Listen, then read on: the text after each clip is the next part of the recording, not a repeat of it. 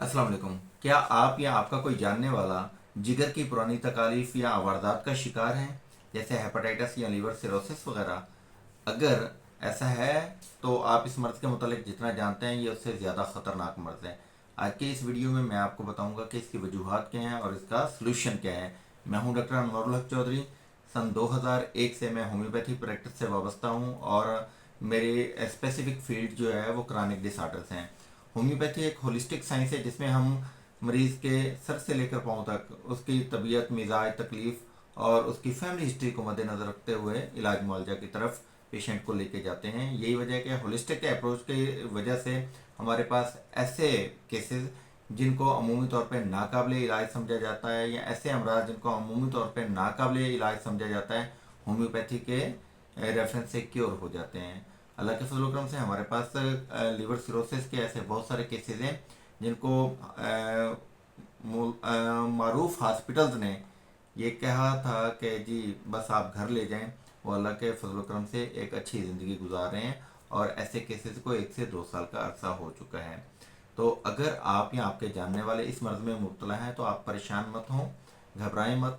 जो सांसें अल्लाह ताला ने आपकी मुकर्रर की हैं वो तो लेनी ही लेनी है। हम बतौर होम्योपैथी के ज़रिए आपकी ज़िंदगी में क्या आसानी और क्या बेहतरी कर सकते हैं, इसके हवाले से मैं आज थोड़ी सी बात करता हूँ। जानते हैं थोड़ा सा लीवर सिरोसिस के हवाले से।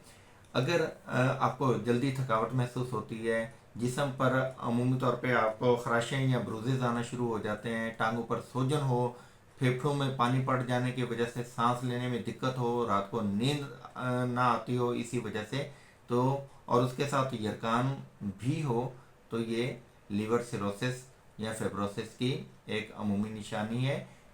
इसका मतलब है कि आपका जिगर जो है वो फेलियर की तरफ जा रहा है।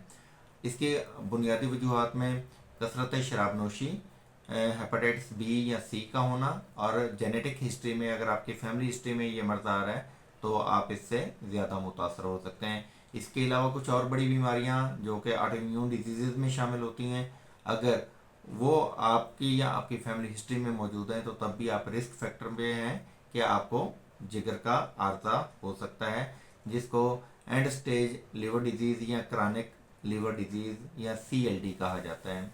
तो इस हवाले से चूँकि हम होम्योपैथी के लिए अगर बात करें तो होम्योपैथी में हमारे पास बहुत सारी ऐसी अद्वियात हैं जो कि इस मसले के हवाले से मरीज़ को आसानी और सहूलत फराहम करती हैं और उसको एक सेहतमंद और नॉर्मल ज़िंदगी गुजारने की तरफ लेकर जाती हैं। अगर हम बात करते हैं एलोपैथी तरीके इलाज की तो हमारे पास बहुत सारे ऐसे केसेस आते हैं जो कि दवाइयाँ खा खा के थक चुके होते हैं, वायरल लोड कम नहीं हो रहा होता या उनका पेट ख़राब होता है या उनको और बहुत सारे मसाइल होते हैं दवाइयाँ खाने की वजह से। इम्यूनिटी बहुत ज़्यादा डाउन हो चुकी होती है, रात को नींद नहीं आती, बेखाबी, भूख नहीं लगती, चेहरे पे रंग रूप नहीं होता और वो अपने नॉर्मल हाजात को पूरा करने के लिए भी उनको किसी ना किसी सहारे की ज़रूरत होती है। तो होम्योपैथी में जब हम होलिस्टिक अप्रोच के मुताबिक मेडिसिन का इंतखाब करते हैं तो मरीज़ पहले 15-20 दिन के अंदर अंदर ही स्टेबल होना शुरू हो जाता है। अगर फेफड़ों में पानी पड़ा हुआ है उसकी वजह से सांस में तंगी है, सांस बहुत ज़्यादा फूलता है, मतली की कैफियत, पेट में दर्द वगैरह रहता है,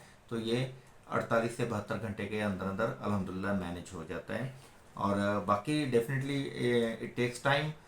इस मर्ज़ को मुकम्मल तौर पे क्योर होने में 6 महीने से 1 साल का अर्सा भी दरकार हो सकता है। डिपेंड करता है कि आपकी पैथोलॉजी कितनी एडवांस है और आपकी मर्ज़ की नौयत क्या है इस वक्त और आपका इम्यून रिस्पांस कैसा है। डेफिनेटली जिन लोगों का इम्यून रिस्पांस अच्छा होता है वो ज़्यादा जल्दी ज़्यादा अच्छे तरीके से शिफायाब हो जाते हैं।